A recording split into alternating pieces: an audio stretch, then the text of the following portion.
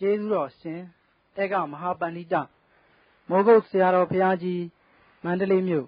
ဦးချစ်ဆွေဓမ္မယုံကြီးပေါ်တွင်ရှေ့ရက်တလ59ခုနှစ်၌ဟောကြားဆုံးမတော်မူအပ်သောကတဉာဏ်မှမဲဆိုင်နိုင်ကြောင်းတရားတော်ဘုရားဆံကရမကြီးရဲ့အာဟုကဘုရားဆံကရမကြီးရဲ့လည်း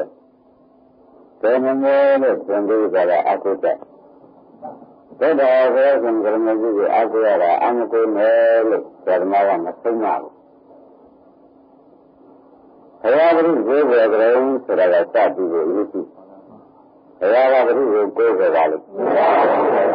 အဲ့ဒါမပြတ်ဘူးနဲ့ဘုရားကိုယ်ပဲဆိုတာမပြတ်ဘူးဘုရားဆံကရမကြီးဘုရားကိုယ်ပဲတရားကိုယ်ပဲဘုရားပြည့်ပြီးမှတရားကိုပဲကိုယ်ကအခါအချင်းနဲ့လောက်တော့ကြောင်းဘုရားဆံကရမကြီးကငါ့ရဲ့ဝိသုကတရားပါလားဆိုတာသူကိုယ်တိုင်တက်တဲ့ခံရတယ်လို့ပြတ်မှမှတ်တာဒီကလေးကြီးကဒါပါလို့တရားဒီတရားကမတရားဖို့တရားကဒီတရားဖြစ်တဲ့ကာလလာတော့ဒီတရားရဲ့ကျိုးရင်းဆိုတာဓမ္မတွေငါတို့ကပြောခဲ့တဲ့အတွက်သိလိုက်ပါပြီဒါတော့ဒါဖြင့်ဘုရားကိုးကြတာတော့ဖြင့်တရားကဘုရားကိုးကြရရှိတယ်ဆိုတာသိလို့ဖြင့်ဘုရားဓမ္မတွေကလည်းဘုရားဟောရတဲ့ပြောရတဲ့ဖြစ်တဲ့သစ္စာတရားပဲငါတို့ကိုးကြရအားသာရှိတယ်လို့မှတ်ပါဒါကြောင့်သစ္စာတရားရဲ့ကိုယ်ကအားထားရှိတယ်လို့ပြောချင်မှာပါဒါကြောင့်ဖြစ်နေတယ်ဘုရားတရားကိုယ်ပဲဆိုတာတော့သဘောကျပါဘူးဆရာပါဠိတော်မှာလည်းကိုယ်တော်ဟောထားတဲ့အတွက်ဘုရားဘုန်းတော်ကဘုရားပြစ်လာပါလို့မတော်ဘူးလို့ပြောတယ်တရားဓမ္မတွေဘုရားမှာဘယ်တရားပါလို့ဘယ်သစ္စာပါလို့မလို့ဒုက္ခသစ္စာတွေကလည်းကောင်းမှုချက်ထုတ်လိုက်ကြတယ်သရမရဏကြောင့်သိမလားဘယ်ကောင်ကရမကြီးလူကရမဟုတ်ဘုရားစုပန်တယ်ဘုရားချက်ကိုရောက်နေတာသူသရမရဏကိုသူဆက်ထုတ်နေလို့ဘုရားချက်ကိုမရအရယူလာတယ်ဒါကြောင့်ဘုရားဖြစ်တဲ့ဘုရားဖြစ်တဲ့စိတ်ပေါ်ပေါက်ပြီးကြလာရာကိုကဘုရားဓမ္မတွေသရမရဏဒုက္ခသစ္စာကြောင့်ဘုရားဖြစ်ကိုပြင်ရမှာအတုံးကြီးမှာသရမရဏကျန်နိုင်မှာပဲကျန်နိုင်မှာပဲဆိုတာသူသိတယ်။ဒါကြောင့်တပ္ပိဉာဏ်ကိုမရအရယူတယ်။ဒါကြောင့်တပ္ပိဉာဏ်အရယူခြင်းအကြောင်းရင်းကိုရှားလိုက်လို့ရှိရင်သရမရဏကမူလဘုဒ္ဓအစပါလားဆိုတာပေါ်လာ။ဒါကြောင့်သစ္စာကြောင့်ဘုရားဖြစ်လာ။ဘုရားဓမ္မတွေကမှတ်ကြ။သစ္စာကြောင့်ဘုရားဖြစ်လာတယ်ဆိုတာကိုဘုရားဓမ္မတွေမှတ်ပါ။ဒါကြောင့်ဘုရားဓမ္မတွေသစ္စာကြောင့်ဘုရားဖြစ်လာတယ်ဆိုတော့ဘုရားကံကရမကြီးကပါရမီဆိုတာတရားသုံးတယ်ဆိုတာနာမဖြစ်တဲ့ပါရမီလို့မှတ်ပါ။သင်္ကြန်တဲ့သူဘုရားဖြစ်ကိုရကြတယ်ကသူ့ကိုကြီးရဲ့ဇာမဏတွေနှိမ့်ဆက်နေတော့ဒီကနေ့ဇာမဏနောက်ဘဝရကြတယ်ဇာမဏဧတေနောပဲခွဲလို့ပဲမရနိုင်ဘူး။ဒါကြီးကြောင်သွားအောင်လုံးဝဘယ်လိုလဲရပါမလဲလို့သူလိုက်ကြတဲ့ခါကြလို့ရှိရင်လည်းမပြည့်တော့ဉာဏ်ရမှဖြစ်မှာပဲ။တပ္ပိဉာဏ်ဉာဏ်ရမှဖြစ်မှာပဲဆိုတာသဘောကျကြ။အဲဒါတပ္ပိဉာဏ်ဉာဏ်ရမှဆရာဖြစ်မှာကိုဒီကတပ္ပိဉာဏ်ကိုမရရကျိုးစားတာဒီသရမရဏကြောင့်ပေါ်ကြ။တောင်းပြီးဘာလို့ဆရာပြောတဲ့ဆင်းရဲငါးပါးကြောင့်ဆိုတော့ဘုရားဓမ္မတွေဒါကအကျဉ်းကြားလို့မှတ်ပါနော်အကျဉ်းဆုံးကတော့သရမရဏဒုက္ခသစ္စာသိဉ္ဇနဲ့တပ္ပိဉာဏ်ရကြတဲ့ဆန္ဒပြင်းကြလာတယ်လို့မှတ်ပါရှင်းလားဒါမျိုးကလည်းဘုရားဆက်လာတဲ့ကျောင်းတော်သူတွေဘုရားဆက်လာကြတယ်တရားဟောပြန်လာတယ်ဟုတ်ကဲ့နေရင်တရားဟောပြန်လာကြတယ်ဘယ်မှာတရားဟောပြန်လာကြပါလိမ့်မယ်လို့မယုံထုတ်ပြန်တယ်ဒီကမှန်ကြည့်လေအဲ့ဒီနဲ့ပဲရောဥပ္ပံနဲ့ကြည့်တော့ဒီကကရာဂနာကိုကြည့်တော့အဲ့ဒီနဲ့ကြည့်တော့နေကြတယ်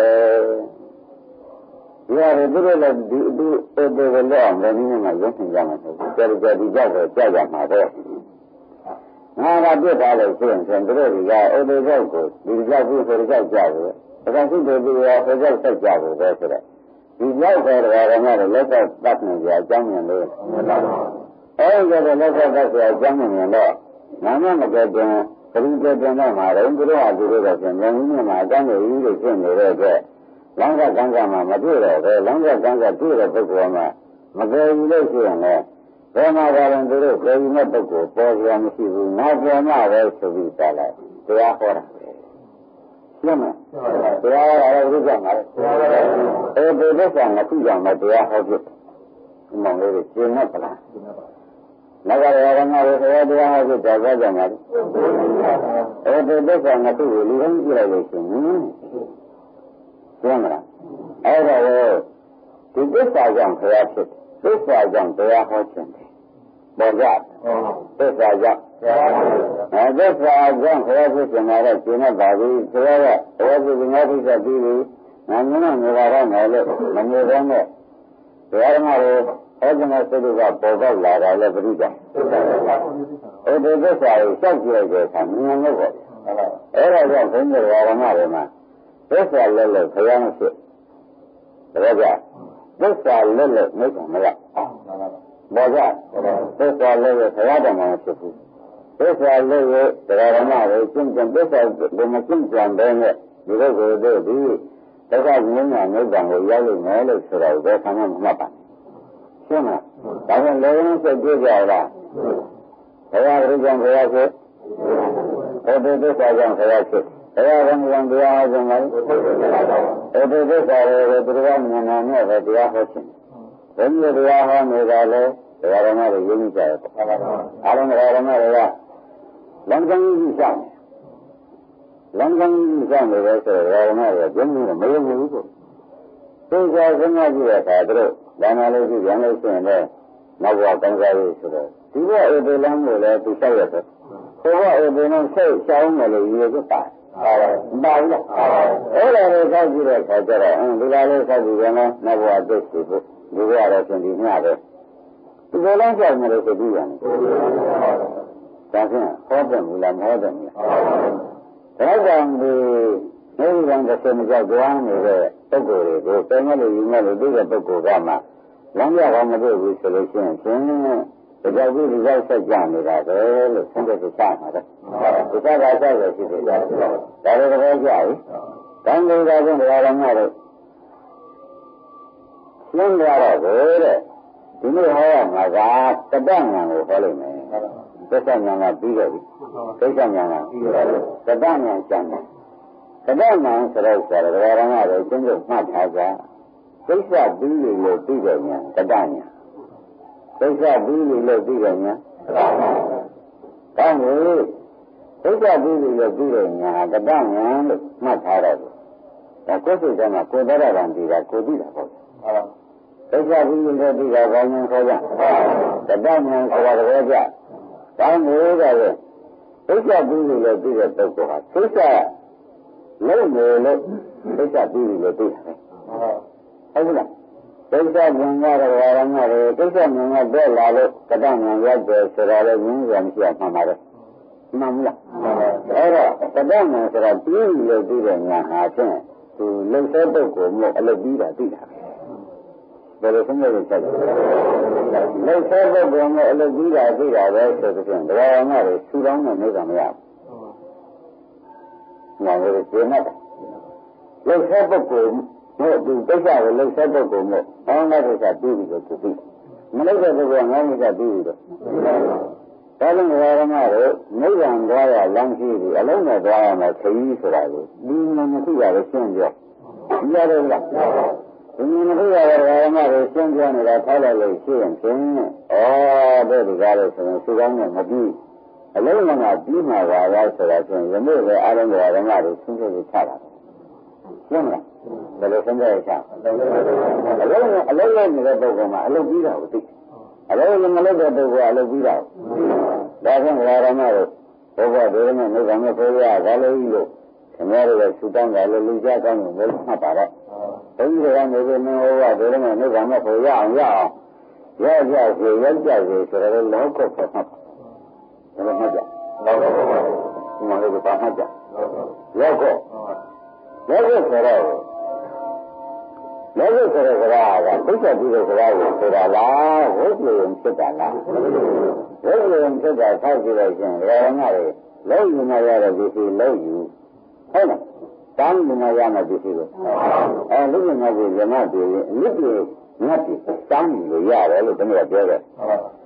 ရှင်းမလားတောင်းယူရမယ်ဒီကတောင်းယူတာလက်ယူမှရမယ်ဆိုတာမေတ္တာငါရဆိုလက်ယူမှရတရားဓမ္မတို့ဘာမှစိတ်ကူးမလို့နော်ဟာဘုရားပြောရည်လားတတိတော်ကိုအမှန်သိအောင်ပြောရည်လားဆိုတော့အိုးလက်ယူမှရမယ်ဆိုတာကမေတ္တာသစ္စာကိုထောက်ကြည့်မေတ္တာသစ္စာမှာဘာသစ္စာရှိတယ်ဆိုတာကဘုရားနဲ့တခါတည်းတခါတည်းနဲ့ကြည့်တော့မေတ္တာသစ္စာဘာဝိတ္တသစ္စာရှိဆိုတော့ဘာဝိတ္တဆိုတာဘွားမှာသစ္စာရှင်းမလားဒါလောက်တာဟုတ်သေးဘူးလားမေတ္တာသစ္စာနဲ့ဘာဝိတ္တမေတ္တာသစ္စာဆိုတဲ့တရားနဲ့ဘာဝိတ္တသစ္စာဘာဝိတ္တဆိုတာဘယ်ဘွားမှာတုန်းဆိုတော့တရားဓမ္မတို့ဒုက္ခမမြင်မြင်ဘွားဒုက္ခမဆုံးဆုံးဘွားဆိုတော့ဒီကနေ့လည်းဒီကနေ့လုံးယူရမယ်ဆိုတာမသိချင်ဘူးအဲ့ဒါတရားဓမ္မတွေကတောင်းယူရမယ်လို့ဘုန်းကြီးကပြောလိုက်တာနော်လုံးယူကြပါလို့ဆိုတာကောင်းမှမတိုက်တော့ဘူးကောင်းတဲ့ကောင်းတော့ဘုရားဓမ္မတွေလုံးယူနေကြောင်းကိုဖြင့်ဒီကလာရမ်းမကတဲ့ဆံမှာဘာလို့ရှိတဲ့လို့လို့မသိကြဘာဝတ္တကဆိုတဲ့ဘာဝတ္တကပွားရမယ်ကွာပွားရမယ်ဆိုတော့ဒီလိုမျိုးဆိုတာကကျင့်ရတာကိုအဲဖြင့်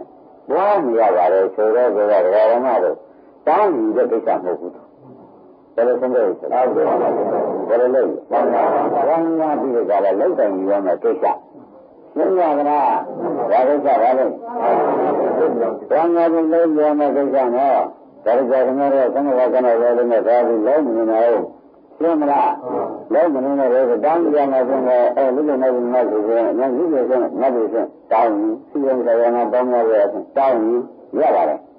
ဘာငါရမယ်ရမယ်ဥစ္စာကိုတောင်းယူလို့တော့မရဘူးဆိုတော့သိကြကြသူ့ဘဝကိုပဲသိကြရတာပဲဘာလို့တက်တဲ့ကိစ္စကွာမရတဲ့ကိစ္စဘာလို့ကြပါလဲဘာလို့တက်တဲ့ဆိုတော့ဘာပါလဲဘာငါရမယ်ကိစ္စကိုဆိုတာပါဆိုတော့ပြန်တောင်းယူပါရဲ့လားရတယ်လူတွေတောင်းယူလေလားအခုတော့မတောင်းဘူးတော်တော်တော့တောင်းအတောင်းလို့ပြတ်သွားလို့တဘောကြလားဒါကြောင့်ဘုန်းကြီးတို့ကပြောတယ်အိုးတောင်းတဲ့ပုဂ္ဂိုလ်ကတစ်ဆယ်ရတယ်လို့ဆိုတာခင်ဗျားတို့မနာပါနဲ့နော်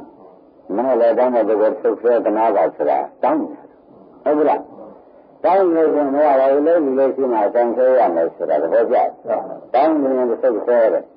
ရှင်းမလားလုံးယူလို့ရှိရင်တောင်းဆွဲတဘောကြဘယ်နဲ့တောင်းယူလုံးယူရင်ညံလို့တော့ကမောင်တို့ဘယ်နဲ့လဲသူဆိုင်လို့လူတွေတောင်းနေယူခြင်းတွေလည်းသိစေရကြတယ်အဲ့မန်ကိုရဒီစိတ်ကြိုက်တဲ့လူတွေလည်းကွာစိတ်ကြိုက်တဲ့လူတွေလားမလို့ဘူးတော့တောင်းရလို့အရင်ခိုးတယ်လို့သဘောပါကြတောင်းနေတဲ့ဘာရမတို့ဘယ်ကမှကိုကြီးကိုသူတို့အကျမ်းပြအောင်လုပ်ကြပါစို့အကျမ်းပြအောင်လုပ်ကြပါလို့ဆိုတော့ဘယ်ကမှကိုကြီးကိုစစ်တော့ဒီကျမ်းကိုသင်္ခါများစွာဒီကျမ်းကောင်းကောင်းပြအောင်ကြည့်ကြပါလို့ဆိုတာပွားတယ်တပည့်ကြအဲဒီကမှာလည်းသင်္ခါများစွာပြင်းလာတာပဲဒီဒုက္ခစိတ်ကြီးလဲနေတာပေါ်မလို့မင်းမပေါ်ရဘာလို့လဲဒီကမှာလည်းခင်ဗျားတို့ကလူခန္ဓာနတ်ခန္ဓာဇမခန္ဓာလို့အားလုံးရရမတွေကတော့သင်ပြောကြတာပဲဟုတ်လားပြောကြပါလားပြောတဲ့ပြန်မှလည်းအချင်းချင်းလည်းဤတိုင်းပဲလို့ပဲဖြစ်နေဘူးလားဖြစ်နေတော့ဒုက္ခသူ့ကိုများကြတယ်ခင်ဗျားတို့ကသမှုသစ္စာလမ်းဆုံးနေတယ်ဓမ္မတသစ္စာခင်ဗျားတို့မထိုးရင်ဘူးကဲဒီတိုင်းကိုပြောရတယ်နောက်ကရရမှာပြောလိုက်တော့ကိုခင်ဗျားတို့သံဃာမှာပြည်သူကြကြညမဲ့ပဲကြည့်ကြပါကိုလို့ဆိုလို့ရှိရင်ခန္ဓာကိုယ်ကြီးခန္ဓာကိုယ်ကယခုပေါ်တဲ့ခန္ဓာကိုယ်ကြည့်ရမယ်နော်ဝိပဿနာလိုက်တဲ့ပုဂ္ဂိုလ်ဘယ်ခန္ဓာကိုယ်ကြီးဟာဒီလိုမျိုးတော့ကြာပါပြီဒါကလည်းအရှင်ကြီးလည်းမလဲမလဲဘူးမျိုးတာတော့ကြာပြီပြီးတော့သိရှိပြီးတော့သုံးရရှိပြီဒါကလည်းငါတို့ဘယ်ကကငါတို့ကညမတော့ရလို့ပါအခုအပြစ်တော်တဲ့ခန္ဓာကကြည့်တော့ကျင့်ချင်းပြောပြပါမယ်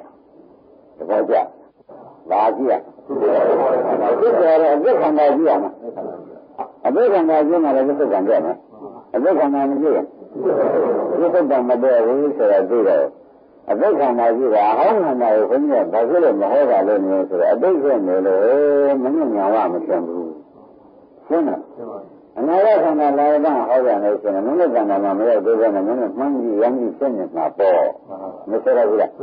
ဒါဖြင့်ဓမ္မတွေယခုပေါ်ခဲ့တဲ့ခန္ဓာကိုကြည့်ကြလို့ရှင်းလားဒါကြည့်ရမယ်ဒါကြည့်ကြလို့ကဘာဒေသတွေ့ရင်ဓမ္မတွေလေဘိက္ခပြီးပြီလားအမှုတယ်ဒါရှိမှမတောင်းလေဘိက္ခပုံပြီးမှာယခုတဲ့ခန္ဓာမှာပြည့်အောင်ရှာနိုင်လို့ရှိရင်လေဘိက္ခပြီးမဲ့တပည့်ကြကြလားဒါကြည့်ရ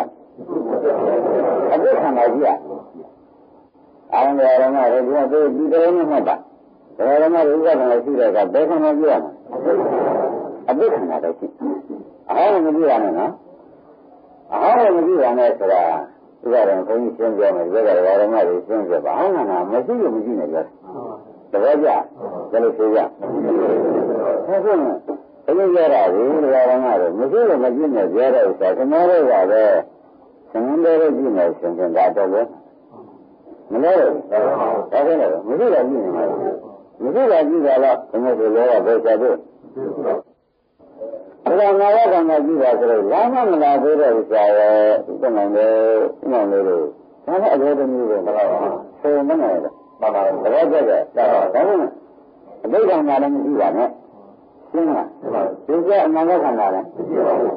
ဘယ်ကံကြည့်ရမှာဒီဘုဒ္ဓမှာယခုပေါ်စေခန္ဓာဒီကံလည်းဒါတေချာမှတ်ပါနော်ဘယ်လိုမှတ်ကြမလဲယခုပေါ်စေခန္ဓာလို့ဆိုတော့ငါတို့သင်ကြားပါတယ်တဲ့ယခုပေါ်စေခန္ဓာဆိုတော့သိပြီးသင်ကြားပါတယ်အဲဒီယခုပေါ်စေခန္ဓာကိုခင်ဗျားတို့ကြည့်လိုက်လို့ရှိရင်ကတ္တဉာဏ်ပေါ်လာလို့ဒီကမတွေ့သေးလို့ရှိရင်ကတ္တဉာဏ်မပေါ်နိုင်ပေါ်ပါအဲ့ဒါကြောင့်ဓမ္မတို့နာကြည့်ပြီးနဲ့ထောက်ပါတဲ့ဒီလိုတိုင်းဒီစိတ်ကိုပြောရတာမလွယ်ပါဘူးဟုတ်ကလားနာကြည့်ပြီးနဲ့ထောက်ပါတဲ့ဒီစိတ်ပါတယ်အဲနာကြည့်ပြီးနဲ့ထောက်ပါဆိုတော့သတိပ္ပံခန္ဓာကိုပြရပါတော့ဗျာတဲ့ဓမ္မတွေကတမ်းပါရတာပါတယ်အဲဒီတမ်းပါနဲ့ရှင်ရတဲ့ဘုန်းကြီးကလည်းဓမ္မတို့ခင်ဗျားတို့ကဘုန်းကြီးပြောနေတဲ့အမှန်များကြားကြရလားဒီလိုကြားလို့ရှိရင်ကြားတဲ့စိတ်ပေါ်နားရင်ကြားတဲ့စိတ်ပေါ်ဒါဒီလိုတန်ခန္ဓာလဲကြားတဲ့စိတ်ကဘာလဲသိကြတယ်ဘူးလားကြားတဲ့စိတ်ကဘာခန္ဓာလဲဟုတ်တာပဲအခုဘယ်လိုကြားတဲ့စိတ်နဲ့သူနေတာပဲလို့မဆိုရဘူးလားဒီကြားတဲ့စိတ်ကဒုက္ခတန်ခန္ဓာလို့ဆရာဘုန်းကြီးကပြောတော့တရားဓမ္မတွေလည်းအင်းခုမှပေါ်လာတဲ့စိတ်ကငါကဒီတန်ခါရင်တော့ဒီကြားတဲ့စိတ်ကိုမရှိပါဘူးရှိကြဒါပဲမသိလို့ရှိရင်ဒါဒုက္ခတန်ဖြစ်မဖြစ်ကျင့်တာဒါတွေကားလို့ဆိုရင်အရင်ကြားတဲ့စိတ်တွေကဘယ်ရောက်ကုန်ကြလဲလို့ပြောလို့ရှိရင်အသိဖြစ်ကုန်ပါသေးတယ်လောက်မနေတော့ရှိကုန်မရှိလို့မရှိနဲ့ရှိကုန်မရှိလို့ဘယ်နဲ့လဲမရှိကြပါနဲ့ရှိကုန်မရှိလို့မရှိကြပါနဲ့ရှိရင်ခင်ဗျားတို့တမန်ညပဲတပတ်ကြရတာရှိရင်ဘယ်နဲ့ဆိုကြသင်္ကန်းလို့ပဲဆိုတာဒီပဲရှင်းတတ်ပါဒါကိုခွင့်ရတော့ကကြားကြတာအဲ့ဒီကြားစိတ်ကအင်္ဂပါလာတဲ့ကြားစိတ်ကအခုတန်နဲ့တွင်းမှာပေါ်လာလားဒါဖြင့်ဒါပြစ္ဆုတ်ပံခန္ဓာဒါစိတ်ကိုခန္ဓာဖွဲ့မယ်ဆိုတော့ဝိညာဉ်နဲ့ခန္ဓာဝိညာဉ်ကသိတယ်လို့သူကအတန်မှမသိဘူးလားသိတယ်လို့ဒါခန္ဓာဖွဲ့တယ်သိတယ်ဒီထဲမှာလည်းဓမ္မတွေကသင်ကြားနေတဲ့အတန်ကိုကောင်းတယ်လဲကောင်းတယ်ဆိုတဲ့ဝေဒနာလည်းဒီချက်ပါဒီကံဒီပြောတဲ့ကံနဲ့သဘောလေးပြောတာလည်းမှတ်မှာပဲမပါဘူးလားဒါလည်းစိတ်ဝိညာဉ်နဲ့ခန္ဓာလည်းပါတယ်တောင်းမကောင်းကိုခံစားတဲ့ဝေဒနာခန္ဓာမှတ်တဲ့ဉာဏ်ခန္ဓာမပါဘူးလားဆိုငါတောင်းတဲ့ဒီလိုလေနာရင်းနေတာဆိုတော့သက္ခရခန္ဓာလည်းပါမပါဘူးဒါဖြင့်စိတ်ကခန္ဓာကို၄ပါးဖြစ်ဘယ်နှပါးဖြစ်၄ပါးဖြစ်နေပြီဆိုတာမသိကြဘူးလားဒါဖြင့်ဓမ္မတို့ဝေဒနာခန္ဓာဝိညာဉ်နဲ့ခန္ဓာဝေဒနာခန္ဓာသင်္ခါရခန္ဓာလို့၄ပါးမစိတ်နေဘူးလားတောင်း၄ပါးစိတ်ဒီလိုပါလေဓမ္မတို့ဘာခန္ဓာလို့ဆိုကြပါမယ်သုတ္တံခန္ဓာဘယ်လိုပါရလဲဆိုတော့တိုင်းလေးကလောကဆိုတော့ဒီလိုတော့ဒီချိန်ကရုပ်မပါသေးဘူးဆရာလို့ဓမ္မတွေဆိုချင်းဆုံးရုပ်ပါတယ်ဓမ္မတွေရုပ်ပါတယ်ဒီရုပ်မရှိတဲ့ပုဂ္ဂိုလ်ကြတော့ဒီကြားတဲ့ရုပ်မရှိတဲ့ပုဂ္ဂိုလ်လူတွေမှာဒီဖုံးကြီးကြီးနဲ့ဒီကဗတိငန်းငန်းနဲ့အော်ပြီးဟောလို့ရမလားမရဘူးရကြပါကြားရုံရှိတယ်ဘာကြဒါဖြင့် ကြားရုပ်ကလေးကလည်းငါကဘုရားကလည်းပြန်လို့ရှိနေတယ်ဆိုတော့ကံပေါ်သေးလားဒါဖြင့်ကြားရုပ်ကလေးဆိုတော့ခန္ဓာကဏ္ဍပါဆိုအဲ့ဒါဒုက္ခကခန္ဓာလားရှင်းမလားဟိုအမှုကငါလာတယ်ရှင်းမလားဒါကခန္ဓာကဏ္ဍပါဆိုကြားငါလာဖြစ်ဒီမဲ့ဆိုတော့ဘယ်လဲကျောင်းငါးပါးဖြစ်တယ်ဆိုတော့ဓမ္မတွေကညင်းနေတယ်လို့လားမလို့ပါဘူးဒါကငါပါလာတာဒီကျမှငါးပါးလာတာမေးတော့ဒီကျမှငါးပါးဆိုဒီကျမှတောင်မှဒီတန်ကျမှငါးပါးဒီကျမှတောင်မှဒီတန်ကျမှငါးပါးဆိုတာကညင်းနေတယ်လို့ကြားသေးလားအဲ့ဒီခန္ဓာကိုကြည့်ရမယ်ရှင်းလားကြားရနော်ကြားရခန္ဓာပါဆိုတယ်ကြားတဲ့တန်လေးကိုကာယရပုဂ္ဂိုလ်မှန်ခဲ့လို့ရှိရင်ဒီကနတ်ကနေပြီးကာယလောကမလိုက်ဘူးကြားတဲ့နောက်ကဘာလိုက်လဲလောကလိုက်လာလို့ဆိုမကြားနိုင်ဘူးဆိုတော့ဥရတာဟာဒီအနာပုဂ္ဂိနာထောင်မှပဲဆိုတော့ကာယကံဝိကအနာပုဂ္ဂိနာထောင်မှပဲဆိုတော့ကာယကံနဲ့တိုးဝိကံနဲ့ပတ်သက်ပြောပြောလားပြောတယ်ကာယကံဝိကံမနောကံဆိုတော့ကျွန်တော်တို့ဒီခန္ဓာနောက်ကဒီခန္ဓာငါးပါးနောက်ကတဏှာဥရတာကံလိုက်မလိုက်ဘူးလားဒါဖမ်းနေကြဒီပရိစ္ဆေသမုပ္ပါဟာခုမှပေါ်တဲ့ပရိစ္ဆေသမုပ္ပါအိမ်ကလာတဲ့ပရိစ္ဆေသမုပ္ပါလို့ဆိုလို့ရတယ်ဒါကြတဲ့အိမ်ကလာတဲ့ပရိစ္ဆေသမုပ္ပါကိုဘယ်မှမငင်းနဲ့တော့ဒီကျမ်းမှာဖြစ်တာခင်ဗျာမဆုံးနိုင်ဘူးလားဒါကြောင့်ပါဒီပရိစ္ဆေသမုပ္ပါကဒီကံမှာဒါကြောင့်ကုသဗံပရိစ္ဆေပို့ဒီပရိစ္ဆေသမုပ္ပါဒီသုတ်တံပရိစ္ဆေသမုပ္ပါဒီပရိစ္ဆေသမုပ္ပါကိုရှိရမှာရှင်းမလားဒါရှိရမှာဒီပရိစ္ဆေသမုပ္ပါအခုပေါ်လာတဲ့ပရိစ္ဆေသမုပ္ပါရှိရမှာဒီလိုတဲ့လို့ရှိရင်ဘုန်းကြီးတို့ဓမ္မတွေဘုန်းကြီးရှင်းပြမယ်ညအထုတ်ပါနည်းနဲ့တတ်တာမဒီမဲ့ငါဆက်တာဝင်ကြီးတယ်ညအထုတ်နည်းနဲ့တတ်တာမဒီဒါကြအတရားဘာသာကုမာရမင်းသားကိုပြောတာပါညအထုတ်မနဲ့ရပါဒီဒီစက်တန်တဲ့အောင်ရှင်းနေရလို့ရှိရင်ရင်းမလားအလုံးစုံတဲ့ပုဂ္ဂိုလ်က9ရက်ပဲဒါကြလားအလုံးစုံတဲ့ပုဂ္ဂိုလ်ဘယ်လိုကတည်းကတုတ်ဆိုတာ9ရက်ပါပဲအလုံးညံ့ကောင်းတဲ့ပုဂ္ဂိုလ်ဆိုလို့ရှိရင်တွင်နဲ့ညအထုတ်မနဲ့ရပါတယ်ဒါကြတော့ဟောအခုရှင်းနေကြတာတွေကဓမ္မတွေဒါမတည့်တယ်အခုပေါ်လာတာလေးကိုအခုနောက်ကညာမလိုက်နိုင်တော့ဒီလိုကလည်းတန်းသွားတော့တယ်တရားဓမ္မတွေသိကြပါလေသိလို့ရှိရင်တရားဓမ္မတွေဒီကြောင့်မှတ်ခံလိုက်ဒီကြောင့်မှတ်ခံငါးပါးလိုက်မလိုက်ဘူးဒါတရားတွေကဥမာငါးပါးရှိငါးပါးကတရားဓမ္မတွေကစိတ်ကံမိရကနာကျရင်စိတ်တရှိဝေဒနာမိရကနာကျရင်ဓမ္မမိရကနာကျရင်ဒီကြောင့်ပညာရဲ့စေနာတွေရှိလိုက်ကြပါဗျာကာမိရကနာကျတော့ဒီခုနအခန်းလေးရှိလိုက်ကြပါပါဘူးလားအဲ့ဒါတတိယတခုရှိကိုကုန်တာတယ်ဆိုတာလည်းပြောကြဘာလို့လဲဆိုတော့ငါကပြတ်မှာပဲပြောနေပြတ်တယ်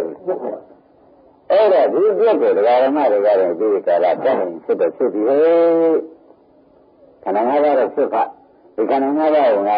နောက်ကနေပြီးကြည့်မဟဲ့လို့ဆိုလို့ရှိရင်ဒီပရိစ္ဆေသမုပ္ပါဘယ်လိုနေကြပြတ်ဘူးဒီပရိစ္ဆေသမုပ္ပါလာမတဏှာဥပါဒံခန္ဓာမကာမဘောပစ္စည်းဇာတိကလာမှာဘူးနောက်ဇာတိလာဘယ်လာကြရရှိရဲ့ဇာတိကမလာဘဲနဲ့ခင်ဗျားတို့ပို့သေးဆိုတော့ဗြဟ္မဏကဘယ်လိုလဲလာရရှိရဲ့အော်ဒါကြောင့်ဘုရားပရိစ္ဆေသမုပ္ပါကိုတို့ဒီတိုင်းနဲ့ဒီဆက်တာပဲတို့မရှိဘဲနဲ့ဆက်တာရှင်းမလားသိလိုက်ကြတယ်ဒါဖြစ်ပြတ်တာပဲဟုတ်ကဲ့ဒီဘဝမှာလို့ဒီဓမ္မတွေအရေးကြီးဆုံးလို့ပဲဆိုရမယ်ဒါကြောင့်မရှိသေးဘူးဒီဘဝမှာလို့ဒီရေးကြီးဆုံးလို့ပဲဆိုတာအားလုံးဓမ္မတွေရှင်းမလားဒါဖြင့်ဓမ္မတွေခင်ဗျားတို့ဒီတဏှာရတာတန်လာလို့ရှိရင်ဒီဇာတိကမလာပါဘူးနဲ့ဆိုတော့ခရမ်းသားလို့မရဘူးကမ္မဥပါဒေဟုတ်သူကံသူဥပါဒကံဥပါဒကိုဓမ္မတွေခေါ်တာလို့ရတယ်မရနိုင်တော့ကာမဥပါဒဖြစ်ပြီးဆိုမှဆိုရင်ဒီဥပါဒကြီးအဆွဲပွားတယ်ဥပါဒနဲ့ခေါ်လို့ဆိုတော့ဇာတိဖြစ်လို့ဆိုရင်ဇာမရဏလာမှာမလာပါနဲ့ဆိုတော့အဲ့ဒါဘယ်လိုပုဂ္ဂိုလ်မျိုးလာတာလဲနဲ့ငဲတော့ပြစ္ဆုတ်ပံခန္ဓာကိုသူနောက်ကနေပြီးတိရစ္ဆာန်တွေကဖတ်တဲ့ပုဂ္ဂိုလ်မျိုးလာပြစ္ဆုတ်ပံခန္ဓာကိုသူတော့မရှိနိုင်တဲ့ပုဂ္ဂိုလ်မျိုး ရှင်းမလားဒါကြောက်မရှိဘူးဒီလိုကငါပြောတော့မဟုတ်ပါဘူးမင်းလားမပြောတော့ဘယ်ကောင်ပြောပါ့ပါလားမပြောတော့ဘယ်ကောင်လားပြောလိုက်ကြတယ်လေမဟုတ်ပါဘူးလေဒီလိုကောင်ကတန်းလိုက်ကြရသေးတယ်ဒါကြောင့်ဘုရားတို့ခဏကဘုရားတော်ကသင်္ကြန်မင်းသားလေးဖျားရတော့ကွာဆရာတော်ကလည်းဘုသဗ္ဗံကျတဲ့ရှိလို့ရှိရင်ဖြင့်ငါကဒီတိုင်းရှိနေကြတယ်မနဲ့တတ္တဗံတည်တာပဲဆိုတော့ဟောတယ်ဘုရားမျိုးကြက်တယ်ကိုရရှင်းလားဘယ်တော့မှနေရကြဒါဖြင့်ရှိတဲ့အခါပဲလို့ရှိရမှာလေမေးလို့မေးလားဒီမှာတော့တရားရတော့ဖြင့်ဒီလိုရှိရတော့မှာပဲကာယ ानु ပဒနာကျရင်ကိုယ်ရှိရုပ်ရှိပေါ့ဗျာဘာသာတော့ဒီလိုမျိုးအောင်ရှိရတော့မှာပဲဆိုတော့ဒီကံကံကားရှိနောက်ငါးပါးရှိငါးပါးရှိပြီမဲ့လေဒီဘက်ကဘုန်းကြီးတရားဓမ္မတွေကငါးပါးစလုံးမရှိနဲ့သတိပြလိုက်ကြနော်ငါးပါးတော့ရှိဖြစ်ဖြစ်ကငါးပါးပါဗျာငါးပါးစလုံးမရှိနဲ့ရှိရင်ခင်ဗျားတို့ဉာဏ်မပိုင်ဘူးဒီနောက်ကဉာဏ်ကမပိုင်ဘူးရှင်းမလားနောက်ကဉာဏ်ကပါလားဒါလည်းတော့မပိုင်ကြတယ်လို့မဲတဲ့ခါကျတော့ဒါကလူတွေလည်းကငါးခုခံရမလို့ဖြစ်ဒါကမြင်မှုကနေငါးခုခံရရှင်းမလားဒီငါးခုကလည်းဒီဘက်ကလည်းသူတမျိုးတတ်ရှိဘယ်မှာကတမျိုးတတ်ရှိတတ်ရင်တူကြမတူတော့တို့ခင်ဗျားတို့ဒီဘက်ကထက်တာတစ်ခုကိုအလုံးတရားတော်မှတွေရှိဘယ်နာကြရင်သိကြရင်သိကြတာရှိတဲ့တရားတော်မှတွေတစ်ခုတည်းကရှိဒီမှာတခုတည်းကရှိတာတဲ့တခုတည်းရှိလိုက်တဲ့အခါကျတော့ရှင်းရှင်းတရားဓမ္မတွေကနာမအခုကြားချက်ကလေးပဲရှိနေတိုက်ကြတယ်ဒါကြတော့ကြားချက်ကလေးရှိနေတဲ့တိုက်တော့ဆိုကြားချက်ကလေးကဖြစ်တဲ့တွေကသူကမကင်းမကင်းဖြစ်ကြတယ်ကကြားချက်ထုတ်တော့သူကတန်းတန်းနေမှာမဟုတ်ခဲနေပါမလားကြားချက်မဖြစ်တော့ဘူးရောပြီးပြတ်နေဆရာမသိကြဘူးလားတိုင်းပါတော့တရားဓမ္မတွေရောပြီးပြတ်သွားတဲ့အခါကျတော့ရှိတဲ့အခါမှာလည်းတရားဓမ္မတွေရှိတိုင်းရှိရမှာလားမရှိတဲ့ရှင်ရှိရမှာလားဆိုတာလည်းခင်ဗျားတို့နောက်မှလာတဲ့ဓမ္မတွေသိမှာမဟုတ်ဘူးနော်ရှင်းမလားရှိတိုင်းကိုရှိရမှာကြားစိတ်ကလေးရှိတိုင်းကိုရှိရမှာလားကြားစိတ်ကလေးမရှိတဲ့ချိန်မှာရှိရမှာလားဒါမျိုးကတော့မလို့ဘူးလားရှိတဲ့ချိန်မှာတောင်းမရှိနဲ့ရှိတဲ့ချိန်ခင်ဗျားတို့ရှိတာလည်းကျုပ်ရှိမိတယ်ဆိုလို့ရှိရင်ခင်ဗျားတို့အမှားအတက်ကြီးဘာကြောင့်ရှိတဲ့ချိန်ရှိရင်ပါလဲရှိတဲ့ချိန်ရှိရင်အမှားရှိတယ်ဘာကြောင့်အမှားကြီးတယ်လို့ဆိုရတယ်ဆိုတော့ဘယ်တော့မှတော့သတ္တဝါကံမှာတစိမ့်တာအသက်ရှင်နေတာကိုရဒီလူစိတ်ချုပ်ပြီးမှနောက်စိတ်ဘဝရှင်းမလားတစိမ့်ချုပ်ပြီးမှဒီကြားရည်ကိုချုပ်သွားပြီးဒီနောက်မှတာလည်းတရားဓမ္မတွေသိကြကြလာနိုင်မှာတကယ်ကြောင့်ကြားရည်ချုပ်သွားပြီးမှပါတော့သိကြကြလာနိုင်တော့ဒါကြလို့တော့ဆိုတော့တရားမှာနှစ်သိရှိတယ်လို့သုံးတာမရှိဘူးတကယ်နဲ့မဖြစ်တော့ဖြစ်တော့မှမဖြစ်တော့လည်းဒီကာရဓမ္မတွေကသိပြီးဒီကလာနေတော့ဒါဆရာကဘုဒ္ဓတန်တဲ့ရှိဆိုများတယ်လေသူသိပြီးပြတ်သွားပြီးမှရှိတဲ့ညာဟာပေါင်းနေတယ်ဘယ်ပြန်ကြရင်ရတော့မပေါ်နိုင်တော့ဒါဒီကားလို့ဆိုရင်ဘယ်လိုကြည့်ရမှာလဲမလို့ဆိုလို့ရှိရင်ခုနကကဒီနေရာမှာသူရှိနေတယ်အခုမရှိတော့ဘူးဆိုတော့ဆိုပြီးဖို့ပဲအရေးကြီးအဲဒီမှာဒီနေရာမှာသူဆက်လက်ဖြစ်လို့အခုလေးကြာလည်းမတွေ့ဘူးဆိုတော့ညာဒီညာမှာဒီညာမှာသူဆက်လက်ဖြစ်တယ်နော်ကြာတော့ဒါကြောင့်ဆွေးရဆက်လက်ဖြစ်သွားတယ်ဒီညာမှာသူကြာတဲ့အခါတော့မရှိတော့ဘူးဘယ်သူမရှိတာလဲဆိုတော့မိမိခန္ဓာ၅ပါးမရှိဘူးဘယ်သူမရှိလဲဒီခန္ဓာလားခန္ဓာအိမ်ထဲမှာအခုကြားတဲ့ခန္ဓာဘာခန္ဓာမရှိလားဘယ်ခန္ဓာမရှိတာသိပြီးတော့ပါဒါပါလေဘယ်ကမတည့်ဘူးဒီကိစ္စကလည်းဒါတော့ဟောရတယ်နော်ဇာတိကသိသွားတယ်ပဲငါပြောတယ်ဟောတယ်တဲ့ဒါရမှာဒီကြောင်းမှာခါရမ်းတယ်ကြောင်းကောင်းဆိုတဲ့ပမာဝနာဟုတ်တယ်ကြောင်းကောင်းတယ်လို့ပြောလို့ရလားဒီကောင်းဒီကောင်းကြတော့ဒါလည်းဘာလို့မလဲဒါကကြောင်းမှာငါပြောတာဒီကိစ္စလည်းဆိုလို့ဒီလိုကြောင်းမှာဟုတ်လားလက်မှာဒါကြောင့်မို့ဒီလိုကြောင်းမှာခင်ဗျားတို့မနာအားထုတ်ညရမယ်မအားထုတ်မလုပ်ဘူးမြစ်ကြီးရရှိနေတာကြာတော့ကြာပြီးတော့သူကတိုးတော့မဟမ်းမင်းကြာဆိုတော့တိုင်မှန်းရတယ်မင်းတွေတော့ မလားဒါလည်းပဲဒါမှမဟုတ်ဘူးလေဒါလည်းကတော့ပါရမီကျမ်းမှာတဲနေတယ်လို့ပြောနေတယ်လားဒီကမှနာကိုသိကြပြီမသိသေးဘူးလားဒါလည်းတော့မှနာကဘာလဲဆိုတော့လေဒီနာလေးကိုဟုတ်လားလူကြားတယ်ကြားတာလေးကိုသဘောကျတယ်ဆိုတော့ကျမ်းလားဒါပါလေဒီလိုကလည်းကျမ်းလားကျမ်းရတယ်ဒါပြန်ဆံလို့ဒီကနေ့ခက်တာလားမခက်တာလားမခက်ဘူးမတားရဘူးခင်ဗျားတို့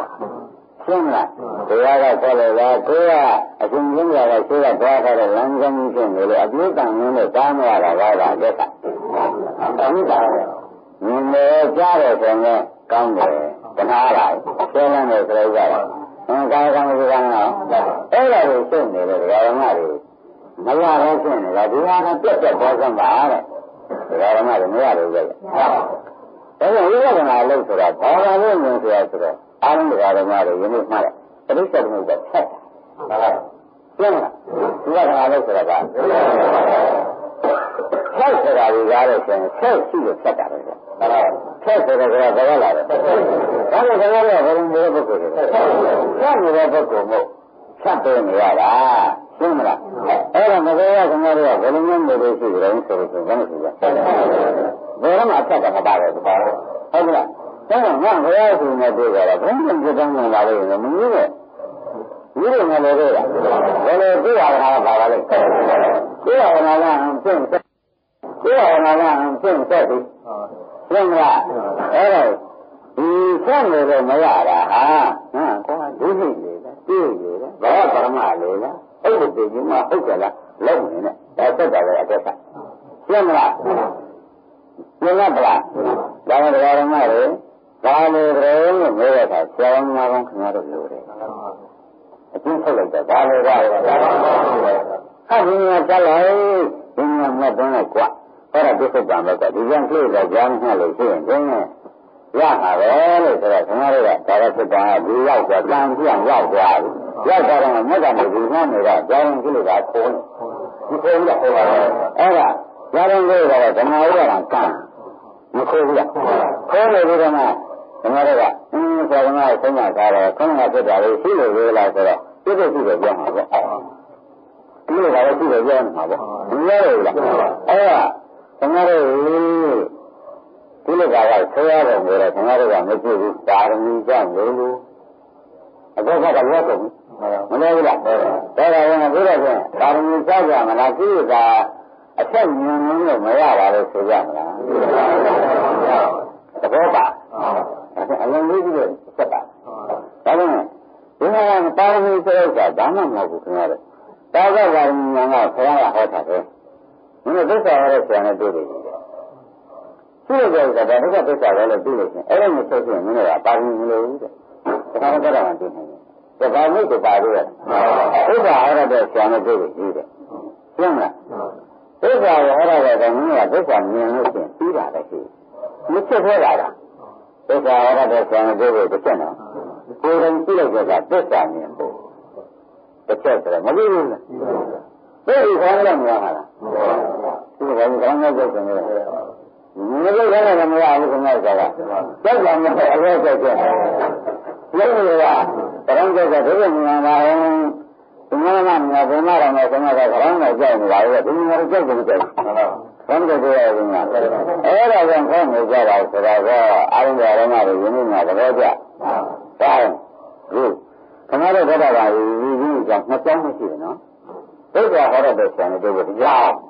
ခင်ဗျားတို့ကသစ္စာမြင်လို့တရားဘယ်လိုကြောင်းရှိရင်ဒါကအဖြစ်ဖြစ်ရင်းနေနော်တဏှာကြောင်းမှာရှင်းမှာကပါရှင်းမှာကဘယ်လိုသစ္စာမြင်ဒါအခုဒါရမတို့ဘုရားဟောပါပြီဒီခန္ဓာ၅ပါးဟာဒုက္ခသစ္စာပါပဲလို့ဘုရားဟောရှင်းလားဒီကြားတဲ့စိတ်ကဒီကဖြစ်တဲ့ခန္ဓာ၅ပါးဘာသစ္စာပဲဟောတယ်ဟောတဲ့ဆရာတို့တွေ့ပြီရှင်ရတယ်ရှင်းလားဟောတဲ့ဆရာမတွေ့ဘူးလားအဲ့ဒါခင်ဗျားတို့ကဒီကသစ္စာလို့ဟောထားတယ်ဒုက္ခသစ္စာလို့ဟောထားတယ်ခင်ဗျားတို့ကဒုက္ခသစ္စာကြောက်ကြည့်လို့ပဲရေးကြည့်ဘယ်မှာဖြစ်ပါလဲ mất sức rồi đấy là bây giờ ở đây xem cái điều gì xem nhá đây là tu hóa ra được cả đấy là được cả không phải là xem cái phần này được cái cái gì chắc là được vậy đó ra cái anh đây thấy như vậy là như mà thế à nó được những nào mà không được à mẹ thì cái này là gì nó bây giờ nó ra được rồi mà được thế là không có người gì cả Dala berita dengar, dala berita dengar, dala berita dengar, dala berita dengar, itu kan ada. Ada dari yang datang jalan. Kalau semua berita dengar, itu juga jalan. Yang kita baca, baca itu sama tak. Dia lari baru, ini jangan tukar. Jawa, Jawa, Jawa. Siapa yang ada? Yang kita baca, baca itu sama. Siapa dari sana bisa niat bukan. Baca sana ada tukar itu baru. Không ạ. Đây như là rồi. Đó là cái cái mà cái những năm này thì nó rất là một vài sự rồi nó là nó là. Đó là cái này. Đi ra là hồi đó là. Đi ra là ra rồi. Cái cái gì cũng thế là. Cái gì cái này phải là tất cả sự khó là bên kia bên kia là ha. Đi ra cả đó, cả là tất cả đấy. Sao? Sao? Như là. Cái gì đó rất là mình sẽ đại diện. Thế là vào số dạng. Đúng không ạ? Có rằng anh sẽ được ra thì được ra. Giờ bên như thế là đấy. Hỏi được ra rồi thì đấy. Hay là? Hỏi được ra rồi thì đấy. Tất cả. Hỏi ra rồi là không nhận cả. Thà lắm thì chưa được. Tất cả chứ mà anh người làm mà được tất cả chứ. Hay là? Tất cả chứ là vào đến chứ là. Thì gì mà chứ là. Thì khả năng mà chứ là. Thế mà chết đại là gì? Thế là gì vậy? Là gì vậy? Chết đại mà chết đại là gì vậy? Tôi chết đại thì là thế mà được chết đại đâu. Thế mà được chết đại cái gì đó không ai ra. Anh cái gì mà thằng nào cũng là thằng nào làm là không phải. Nếu mà được chết đại thì cái gì thằng nào cũng là không vậy đó. Đó là thế là thế cái con mới trả vào vậy, tôi trả vào. Cái này cái gì mà cái này cái bảo cái này. Thì cái này đi về lúc cái này tiếng này cái nào số vào vậy. Cái này trả đi rồi, thế cái này gì mà không dám mà đâu. Thế cái này cái trả là hai cái gì là cái không được trả. Thế vậy, đang tính mà bài gì? Thế cái này cái cái đó. Thì cái là cái mà cái thật cái và cái này cái là lên rồi. Tôi vậy. Nhưng mà cái Yang ada saya lah, dia nak ni jangan dia saja lah, sih. Cuma orang hobi lah. Orang tu lah, tu kan tu lah. Tu kan tu lah, jangan. Kalau dia mana semua juga, tu kan dia siapa tu. Tu lah. Tu kan yang tu lah, tu kan yang juara, tu kan orang ada juga. Ini lah. Ini lah siapa pun apa mak. Semua. Thế là tất cả các cái vật này đưa này thì tất cả họ có rồi. Và hôm nay thì tất cả họ đang đưa này vô cùng. Các cái vật này đưa về như vậy thì tất cả cái cái này và tất cả đấy. Hay là tất cả này đưa tất cả đấy. Tất cả gì đấy? Tất cả tất cả. Tất cả họ là tất cả cái đại hoàng là thế. Cái mà là chưa riêng những cái này là cái này là. Vì cái là cái này tốt rồi. Đây rồi, đây là nhiều cái thằng nào đó, mà biết gì này, cái này đó là, anh người này thích đi chơi cái này thì bao nhiêu rồi, đi chơi gì đó là cái này là bao nhiêu rồi đấy, cái là cái là nó đi ra ngoài đó là, cái là đi ra này, nó cái là gì vậy, cái là cái thằng nào đó là họ phải là, cái này là, thì người chơi cái này mà thay đổi, thì cái này là cái gì, tốt khác. Thế nào nào? Thì thế nào là cái mà người ta thấy chưa? Nhưng mà giờ là thì thế nào là cái đấy là gì vậy rồi? Nào có là mình được đấy là rồi là thì này thì làm cái gì? Nhưng tính xong thì cái điều là gì đó? Thế là cái điều là đào nhiều là thì là nó sẽ giải quyết được. Bằng cái gì này thì chúng ta nó thành là gì tốt? Thành ra là cái mà tốt hay không phải là nó xuyên rồi nó nói là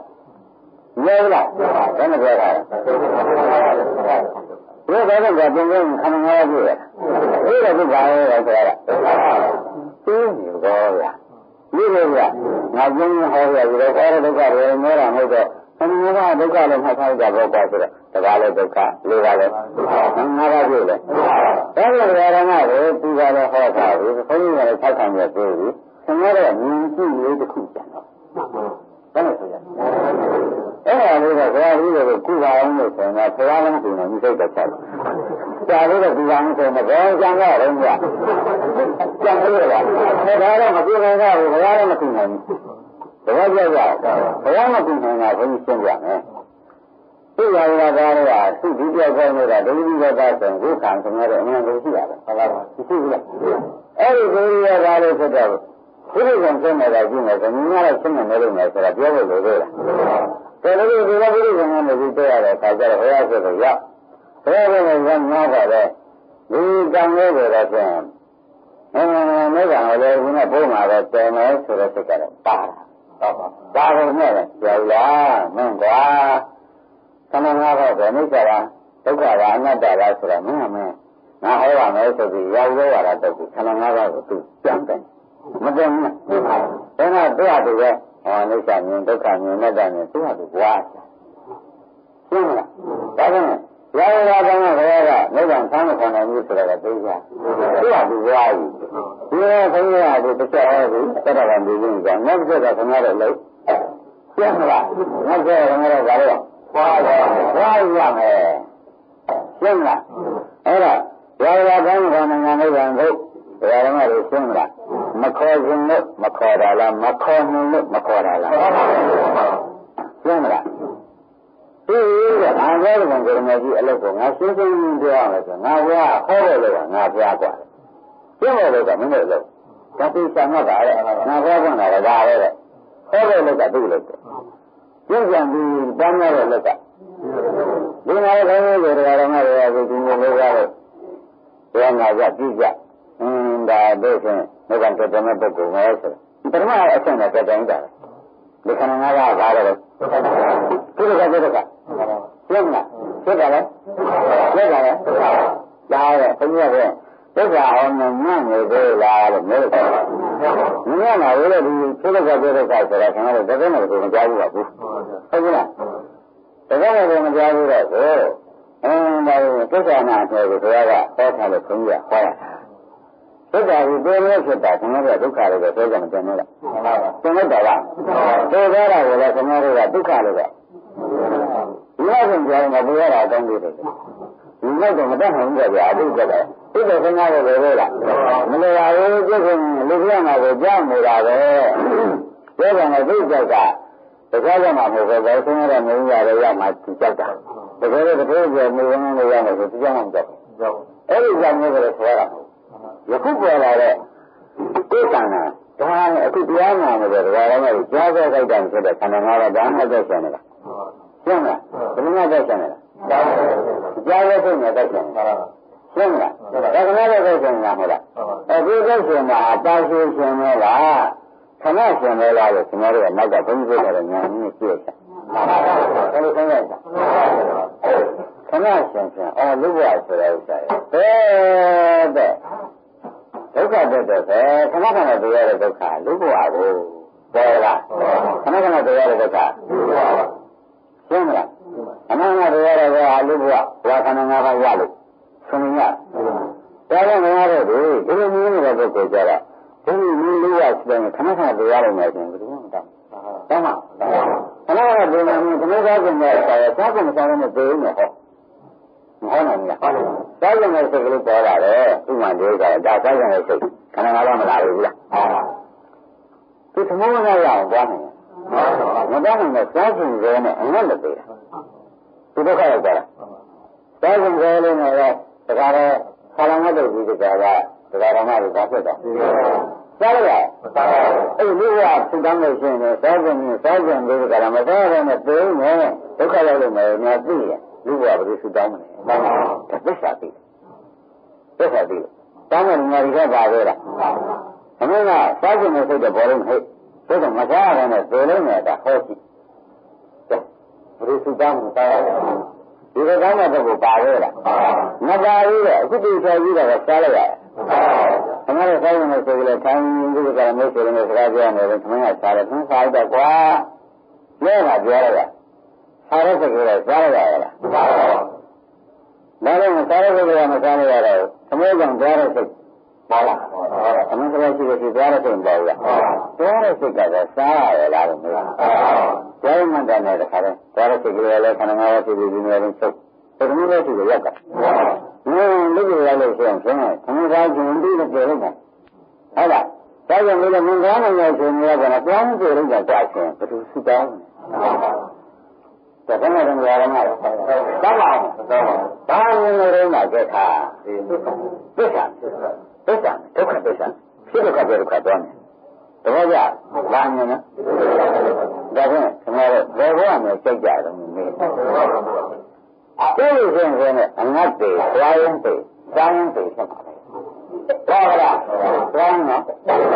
something in my dinner. Something there is a little cut down. Similar,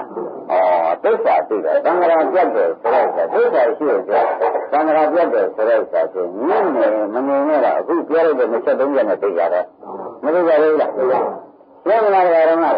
when I was young, this is a young look. This is a young revelation. We are living at it in our own. Selling around. We are in a camera.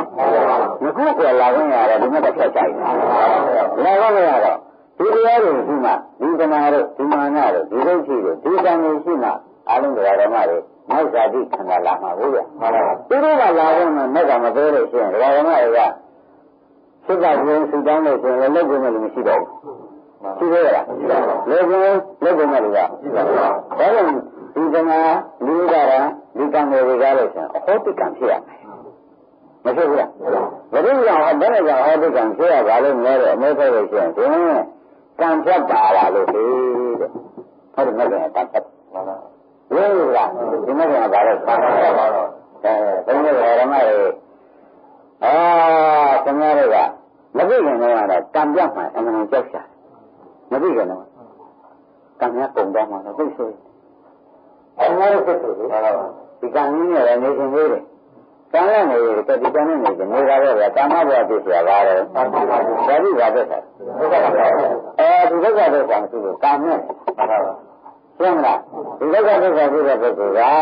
Ready, look at this one, look at this one. He come machine, come this one. Just a book and name. Similar. Look at it, he come machine, right? Look at name. All the versions are in the cigarette. He come, big job. Even though they don't know that I'm moving it up. All the way I'm not moving it up. Then I'm ready to go to the room.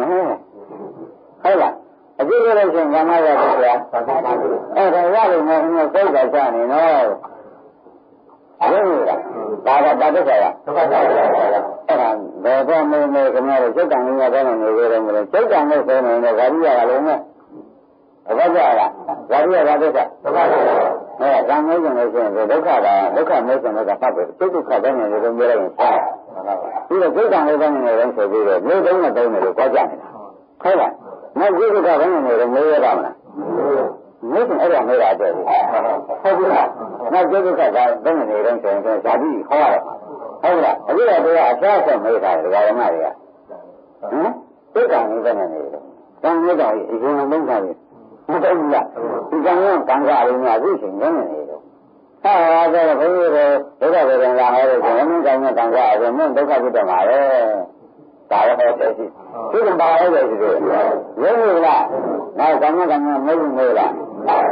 Making a big in the other, young at a majority in the job. Really,